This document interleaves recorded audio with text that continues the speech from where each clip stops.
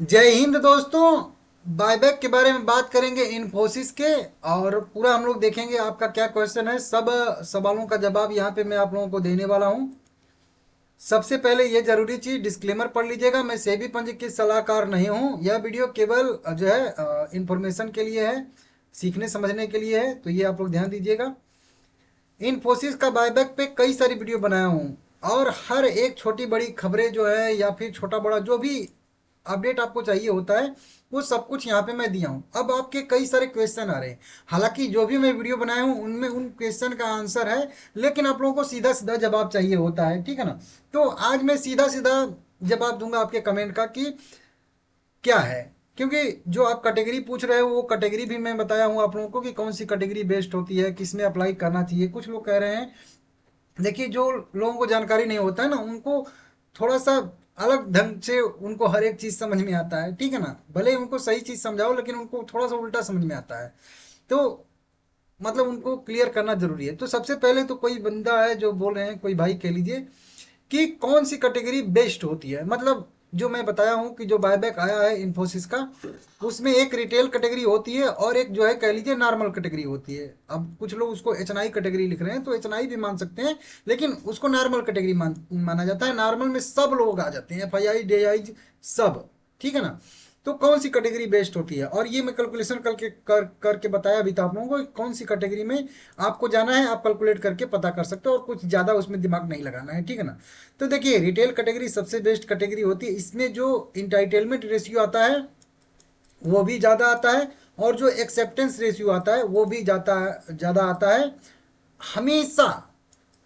मतलब सदियों से कह लीजिए इसको, नॉर्मल कैटेगरी से ज़्यादा आता है रिटेल कैटेगरी में। क्योंकि जो भी लोग अप्लाई नहीं करते हैं उनका भी इक्विटी शेयर सीधा सीधा ट्रांसफर होता है रिटेल कैटेगरी में। कुछ लोग बोल रहे हैं वहीं कि एच एन आई कैटेगरी में तो कम ही लोग अप्लाई करेंगे ना, तो ज़्यादा तो इसमें आएगा एक्सेप्टेंस रेशियो। तो भाई वो आईपीओ नहीं है, ठीक है ना, कि नहीं किसी के लिए जो कैटेगरी रिजर्व की गई है तो वही वाली रहेगी, और किसी के लिए कैटेगरी रिजर्व नहीं की जाती है।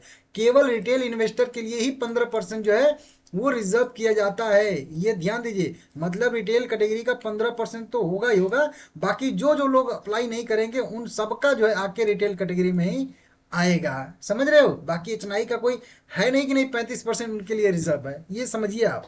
तो हमेशा बहुत मतलब बहुत बार क्या मतलब हमेशा कह लीजिए उसको, हमेशा ही जो है रिटेल कैटेगरी में एक्सेप्टेंस रेशियो जो है वो बेहतर आता है, बढ़िया आता है, और थोड़ा बहुत का अंतर अंतर नहीं होता है, बहुत ज़्यादा का अंतर होता है, ये समझिए।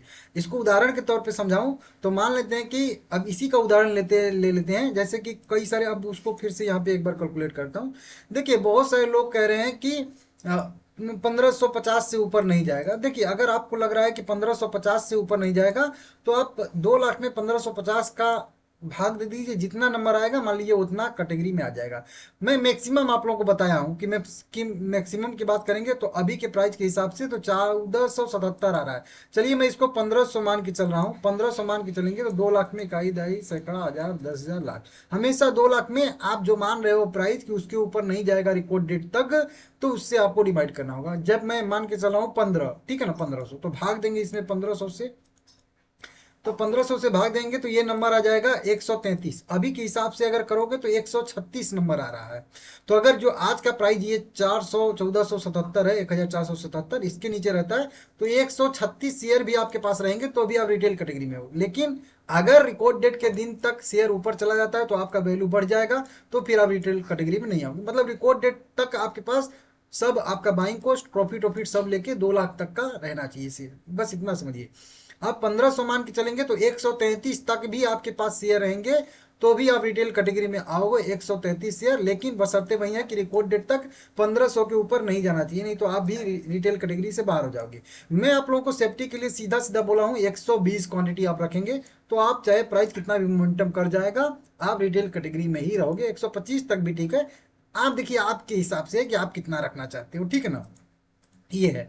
तो एक जवाब मैं आप लोगों का दे दिया कि कौन सी कैटेगरी बेस्ट है, तो हमेशा रिटेल कैटेगरी बेस्ट होती है, आप उसी कैटेगरी के लिए जाइएगा। हाँ, अपने आपके पास जो आसपास के शेयर हैं तो उनको थोड़ा सा आप जो है सेल वोल करके एडजस्ट कर सकते हैं रिटेल कैटेगरी में आने के लिए। कुछ लोग बोल रहे हैं कि मेरे पास जो देखिए ये बंदा कह रहा है कि आई हैव 1311 शेयर, तो ये इनका क्या करना चाहिए, इनका बायबैक में कितना जाएगा, ये रिटेल कैटेगरी में कैसे आए। तो भाई अगर आपके पास 1311 शेयर है तो आप रिटेल कैटेगरी में होने के लिए जो है 1200 शेयर थोड़ा सेल करेंगे। आप रखिए जितना आपका इंटाइटलमेंट रेशियो आएगा उसके हिसाब से, उससे थोड़ा बहुत बढ़ा के आप अप्लाई कर देंगे तो आपका हो जाएगा। लेकिन ये जो मैं बता रहा हूँ कैलकुलेशन है 133 वाला मैक्सिमम वाला, या कह लीजिए 120 वाला, 125 वाला, तो अगर आपके पास मान लेते हैं कि 140 इक्विटी शेयर है तो भाई आप नॉर्मल कैटेगरी में आ जाओगे।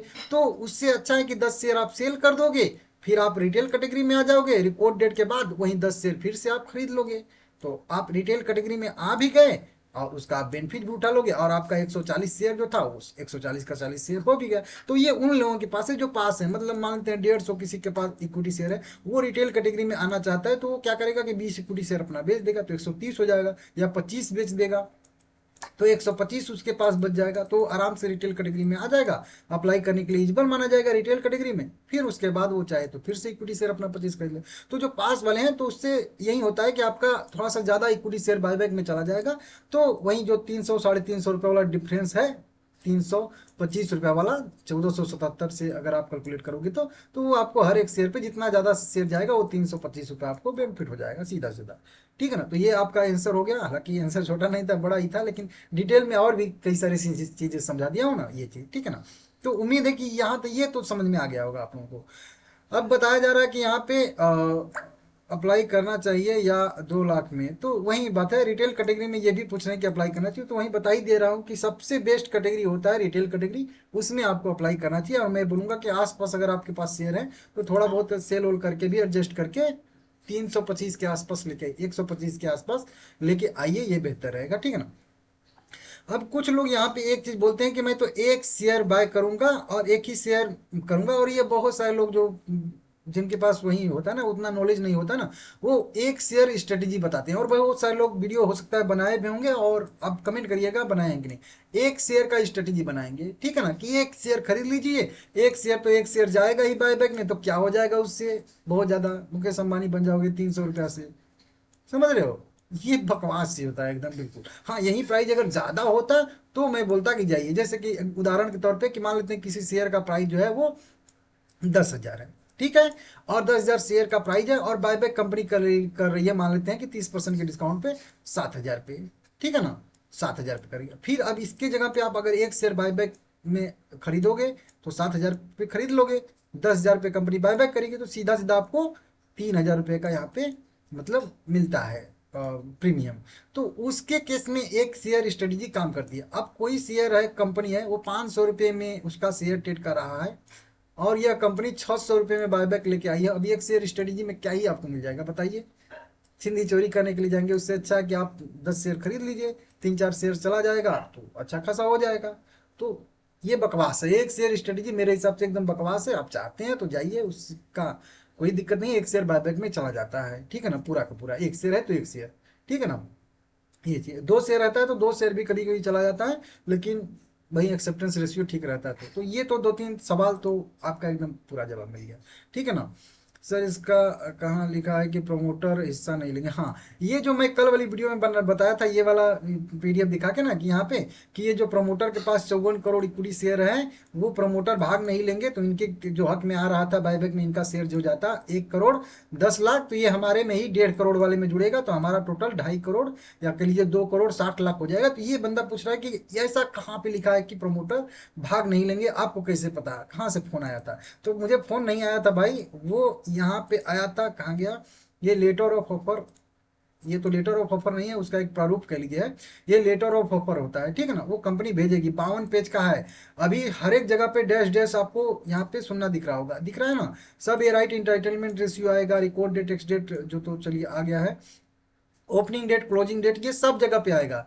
इसी में ना पीडीएफ में नीचे जाके आप लोग देखोगे ना, तो इसमें प्रमोटर ने कहा है कि प्रमोटर इस राइट इंटाइटलमेंट में भाग नहीं लेंगे, मतलब वो अपने इक्विटी शेयर को जो है वो बायबैक में टेंडर नहीं करेंगे, ठीक है ना। जो हम लोग अप्लाई करेंगे ना, जब ओपनिंग डेट आ जाएगा, क्लोजिंग डेट आ जाएगा, तो वो लोग अप्लाई नहीं करेंगे, तो वो लोग अप्लाई नहीं करेंगे, तो उनका भी सीधा सीधा, वही अभी आप लोगों को बता रहा था ना कि कोई भी जो भी भाग नहीं लेगा उसका सीधा सीधा इक्विटी शेयर जो है वो रिटेल कैटेगरी में ही आता है, उनका जो भी हिस्सा रहता है, समझ रहे हो, इसलिए मैं बोल रहा हूँ रिटेल कैटेगरी में अच्छा रहता है, ठीक है ना। तो ये समझ में आ जाना चाहिए आप लोगों को। उसमें और अगर देखेंगे तो गुड इंफॉर्मेशन यहाँ पे लिखा है, अप्लाई करें, बहुत कम अप्लाई करेंगे। हाँ, एच आई कैटेगरी के वही बारे में बात कर रहे हैं लोग, तो कम अप्लाई करेंगे। तो ऐसा नहीं है कि एच आई कैटेगरी में अप्लाई नहीं करेंगे तो उनका भी रिटेल कैटेगरी में ही आएगा, तो रिटेल कैटेगरी का एक्सेप्टेंस रेशियो और ज़्यादा बढ़ जाता है, ठीक है ना। रिकॉर्ड डेट पे इनका जो है मानना है कि 1520 रहेगा प्राइस। 110 शेयर ये कह रहे हैं कि रख सकते हैं, तो 2 लाख के नीचे रहेगा बिल्कुल। 110 120 तक भी कोई दिक्कत नहीं है, 25 तक भी दिक्कत नहीं है, बस 30 या उसके ऊपर जाएंगे तो अगर प्राइस थोड़ा बहुत 4-5% मोमेंटम कर गया तो फिर आप रिटेल कैटेगरी से बाहर हो जाओगे, ठीक है ना। तो विप्रो का 70% आया था। हाँ, 12 लाख के ऊपर वाले इनकम वाले अप्लाई नहीं करेंगे, ये सही बात है, लेकिन जरूरी नहीं कि सभी उनको अप्लाई करना है ना।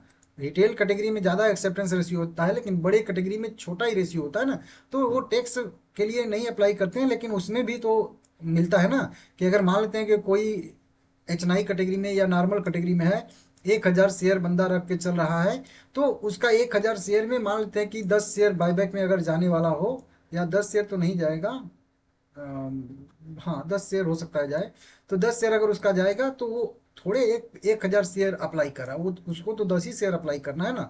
तो 10 शेयर जाएगा तो जो 1800 के हिसाब से 18,000 उसका बनेगा, वो डिविडेंड इनकम उसकी उसकी काउंट होगी, लेकिन वो 18,000 के लिए जो मान लेते हैं 1500 के रेट से बाय किया होगा, तो 1500 के रेट से जो बाय किया है, ठीक है, तो 15,000 उसका तो उसमें बाइंग कॉस्ट भी है ना, भले ही उस 18,000 वाली वैल्यू को इनकम माना जाएगा डिविडेंड इनके, उसको उसको टैक्स देना पड़ेगा, टीडीएस वीडीएस कटेगा, लेकिन उस 15,000 जो उसका लगा है 1500 के हिसाब से, ठीक है ना, तो भाई उसका भी, उसको भी लॉस काउंट होता है ना, तो उसका भी तो एडजस्टमेंट होता है ना।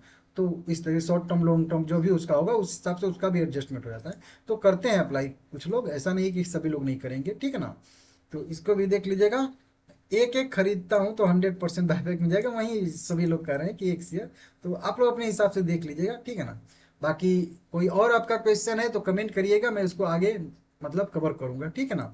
बाकी रिकॉर्ड डेट 14 तारीख को है भाई, नोट कर लीजिएगा आप लोग, और 13 तारीख खरीदारी करने का लास्ट डेट है, नोट कर लीजिएगा, ठीक है ना।